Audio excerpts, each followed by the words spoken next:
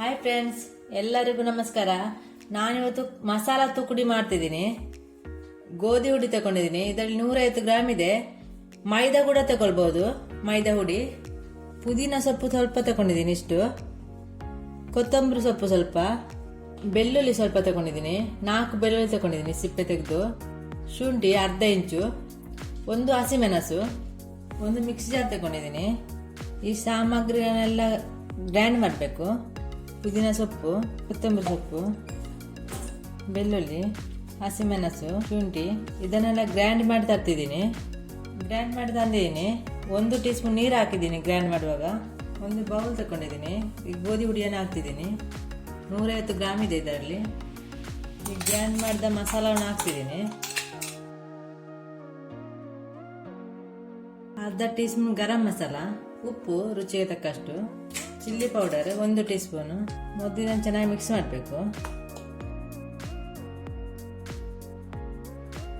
ಇದು ಮಿಕ್ಸ್ ಆಯಿತು. ಇದಕ್ಕೆ ಬಿಸಿ ಮಾಡಿ ಎಣ್ಣೆ ಹಾಕಬೇಕು, 1 ಟೇಬಲ್ ಸ್ಪೂನು.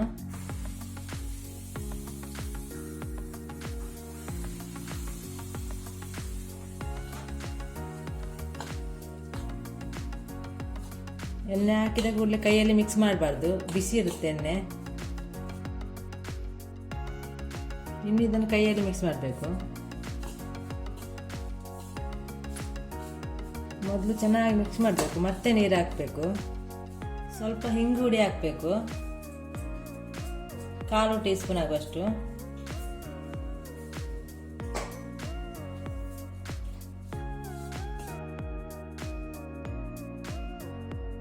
ಇನ್ನು ಸ್ವಲ್ಪ ನೀರಾಗಿ ಮಿಕ್ಸ್ ಮಾಡಬೇಕು.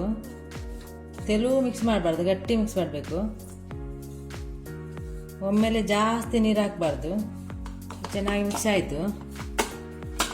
ಎಷ್ಟು ಗಟ್ಟಿ ಇರಬೇಕು, ಎಷ್ಟು ಗಟ್ಟಿ. ಇದಾಯಿತು. ಇದನ್ನು ಸಣ್ಣ ಸಣ್ಣ ಉಂಡೆ ಮಾಡಬೇಕು. ಚಪಾತಿ ಉಂಡೆ ಮಾಡ್ತೇವಲ್ಲ ಅಷ್ಟು ದೊಡ್ಡದು. ಸ್ವಲ್ಪ ಗಟ್ಟಿಯಾಗಿದೆ ಹಿಟ್ಟು, ಗಟ್ಟಿಯಾಗಿರಬೇಕು. ಉಂಡೆ ಮಾಡಿ ಆಯಿತು. 5 ಉಂಡೆ ಮಾಡಿದ್ದೀನಿ. ಚಪಾತಿ ಮನೆ ತಗೊಂಡಿದ್ದೀನಿ. ಈಗ ಗೋಧಿ ಹುಡಿ ಸ್ವಲ್ಪ ಹಾಕಬೇಕು. ಈಗ ಎಲ್ಲ ಕಡೆ ಸ್ಪ್ರೆಡ್ ಮಾಡಬೇಕು ಗೋಧಿ ಹುಡಿಯನ್ನು.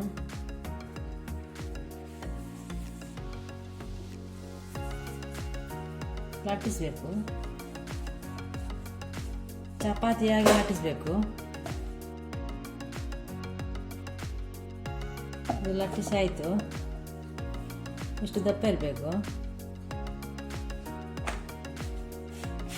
ಇದಕ್ಕೆ ಕಟ್ ಮಾಡಬೇಕು. ಇದು ಪಿಜ್ಜಾ ಕಟ್ಟರ್, ಇದನ್ನು ಕಟ್ ಮಾಡಿ ಈಸಿ ಆಗುತ್ತೆ.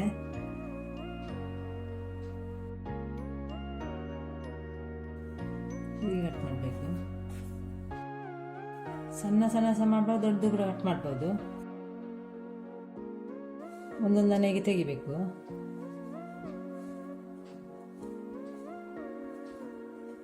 ಎಲ್ಲ ಹೀಗೆ ಬಿಡಿಸಬೇಕು. ಒಂದು ಪಿಜ್ಜಾ ಕಟ್ಟರಲ್ಲಿ ಕಟ್ ಮಾಡಿದ್ದೀನಿ. ಇದು ಚಾಕುವಿಂದ ಸಹ ಕಟ್ ಮಾಡ್ಬೋದು. ಹೀಗೆ ಕಟ್ ಮಾಡಬೇಕು. ಪಿಜ್ಜಾ ಕಟ್ಟ ಎಲ್ಲ ಮಾಡಿ ಇರಲ್ಲ, ಚಾಕು ಅದೇ ಇರುತ್ತೆ, ಹಾಗೆ ಚಾಕುವಿಂದ ಕಟ್ ಮಾಡ್ಬೋದು.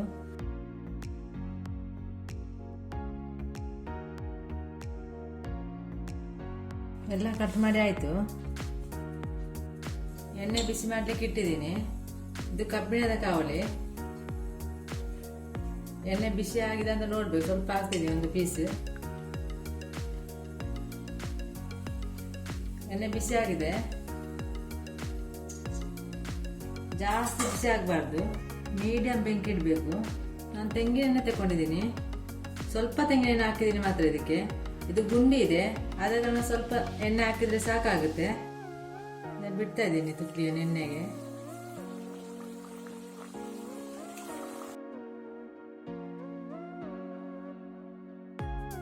ಮೆಲ್ಲಗೆ ಮಗಿಸಬೇಕು. ಇದೇನು ಅಂಟಿಕೊಳ್ಳಲ್ಲ,